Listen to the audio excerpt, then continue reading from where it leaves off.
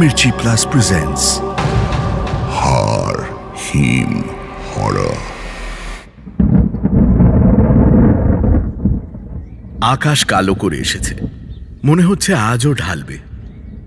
রোজই বিকেলের দিকে ঝড় হচ্ছে গত কয়েকদিন ধরে।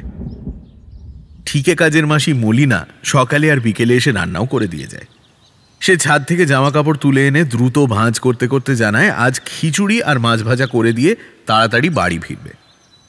কাল বৃষ্টিতে অনেকক্ষণ আটকে গেছিল। খিচুড়ি প্রায় হয়ে গেছে, তাকে চা দিয়ে মাছটা ভেজেই সে দৌড় দেবে। লেখা থামান অমলবাবু। মলিনা চা আর মুড়ির সঙ্গে গরম ফুলুরি আর বেগুনি নিয়ে আসে। বারান্দায় গিয়ে দেখেন ঘন কালো মেঘের চাঁদোয়া গঙ্গার ওপরে। আকাশের গতিক দেখে মলিনাকে চলে যেতেই বললেন, মাছ উনি ভেজে নেবেন খাওয়ার সময়। ওপারে বোধহয় বৃষ্টি হচ্ছে, এদিকেও লোকজন দ্রুত পা চালাচ্ছে, সাইকেল রিক্সার প্যাক প্যাক আওয়াজ। মনে পড়ে গেল গত সপ্তাহে আসার সময় রিক্সাওয়ালার কথাগুলো। ঈশ্বরনিবাসে এখানে সবাই চেনে, খুব কুলিন বামুন ছিল কিনা। অনেক আগে এবারই সব মেয়েদের 8 বছরের মধ্যেই বিয়ে দেওয়া হতো। অনেকেই বিধবা হয়ে ফিরে আসতো, কেউ কেউ কোনোদিন শ্বশুর বাড়িই যায়নি। তা সেই মেয়েদের কোনো বেচাল কেউ দেখেনি কখনো। তারা গঙ্গা স্নান, পুজো আচ্চা, বিধবার আচার বিচার সব কিছু মেনেই দিন কাটাতো। তারপর সব মরে হেজে গেল, বাকিরা বিদেশে চলে গেল। কতদিন ভূতের বাড়ি হয়ে পড়েছিল। তারপর বুড়ো কর্তার এক বংশধর সারিয়ে সুরিয়ে এখন ভাড়া দিচ্ছে। তবে বুড়ো কর্তা মরে গেলেই বিক্রি করে দেবে। কতটা জায়গা! সত্যি এ বাড়িটা পেয়ে মনটা ভরে আছে অমলবাবুর। বিয়ে থা করেননি, সরকারি চাকরি, বছর দুয়েকের মধ্যেই অবসর। লেখক হিসেবে একটু নামও হচ্ছে। কলকাতার বাড়ির হইচই এড়িয়ে শহরের কাছে একটু নিরিবিলিতে লেখার আস্তানা চাইছিলেন কয়েকদিনের জন্য। অনেকটা বাগান চারপাশে নিয়ে মাঝখানে লাল মেঝের দোতলা বাড়ি। বারান্দা থেকে গঙ্গা, রান্নাঘর, খাওয়ার ঘর নিচে। বাড়িওয়ালার কেয়ারটেকার নীলমণি থাকে একটা ঘরে, আর 2 তলা মিলিয়ে অনেকগুলো ঘর তালাবন্ধ। আপাতত মাসখানেকের জন্য ভাড়া নিয়েছেন। মলিনা যাওয়ার প্রায় মিনিট 2 মধ্যেই ঝড় উঠল। গঙ্গার ওপার থেকে দামাল হাওয়ায় সবকিছু উড়িয়ে দিয়ে দিয়ে প্রবল বজ্রপাত আর মুষলধারে বৃষ্টি শুরু হল। ঘরে চলে আসতে বাধ্য হলেন অমলবাবু। মলিনা তাড়াহুড়োয় ছাদের দরজায় ছিটকিনি আটকাতে ভুলে গেছে বোধহয়। দমাস দমাস করে দরজা পড়ছে, কিন্তু এখন আর কিছু করার নেই। ঝড় বৃষ্টি হলে এখানে ইলেকট্রিসিটি অফ করে দেয় পৌরসভা। ঝড় বৃষ্টি থেমে গেলেই আবার এসে যায় অবশ্য। বৃষ্টি ধরে গেছে, কিন্তু আবার আসবে মনে হচ্ছে। নীলমণির ফোন এলো।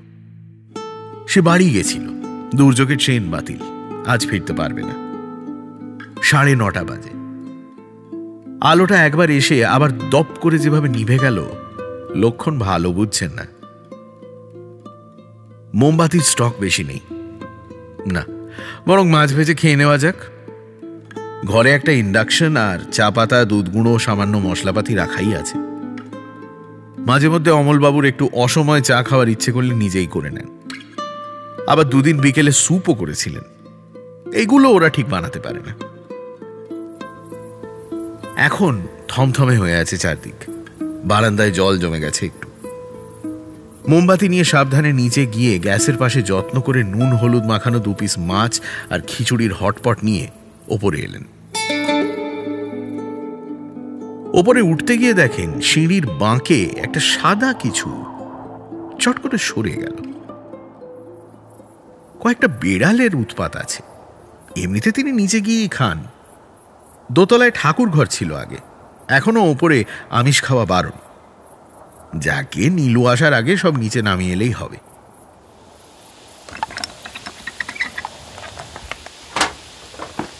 ইন্ডাকশনে ফ্রাই প্যান বসিয়ে তেল দিয়ে দরজা জানলা সব ভালো করে খুলে দিলেন অমলবাবু। ঘরে গন্ধ থাকলে রাতে ঘুমানো যাবে না, আর নীলু এসে টের পেয়ে বাড়িওয়ালার কানে তুললে এই সাধের জায়গাটা যাবে। জানলাগুলো খোলার সঙ্গে সঙ্গে ঠান্ডা হাওয়া, রীতিমতো গা শিরশির করছে। কিন্তু এর মধ্যে আবার কাঁদছে কে? একটা চাপা কান্নার আওয়াজ। অন্ধকারে ভয় পেয়েছে হয়তো বাচ্চা মেয়েগুলো, পাশেই থাকে বোধহয়। আগেও ওদের আওয়াজ পেয়েছেন, যদিও দেখেননি এখনো কাউকে। যাকে তেল গরম হয়ে গেছে, মাছ দুটো ছেড়ে দিলেন আলতো করে। মলিনা বেশ ভালো মাছ এনেছে, মাঝারি সাইজের কাতলার দুটো পেটি। গন্ধতেই বোঝা যায় একেবারে টাটকা। টাটকা ভাজা মাছের গন্ধেই খিদে পেয়ে যায়। একটা আওয়াজ শুনলেন যেন সিঁড়ির দিকে। নির্ঘাত বেড়ালগুলো। বারান্দায় জমা জলে ছপ ছপ করে কেউ দৌড়ে গেল না? পায়ের আওয়াজ পেলেন যেন?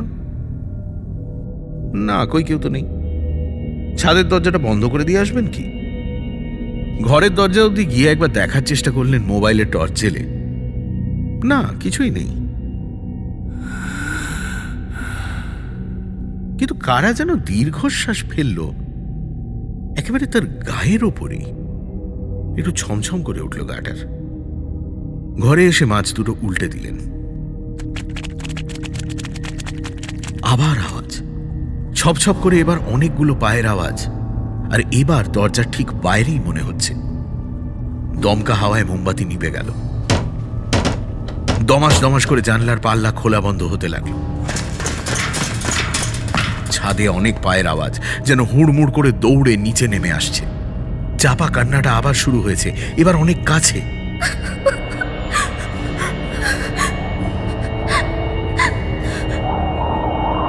ঠান্ডা হাওয়ার স্রোত ঢুকে আসতে লাগলো বারান্দা দিয়ে।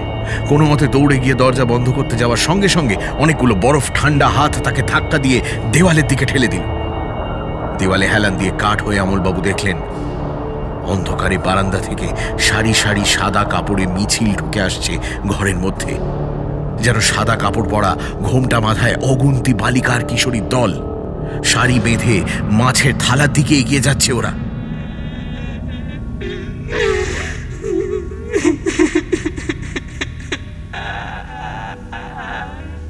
চাপা কান্নার আওয়াজ বাড়তে থাকে। শুনলেন হাড়হীন হরর। নিবেদনে মির্চি প্লাস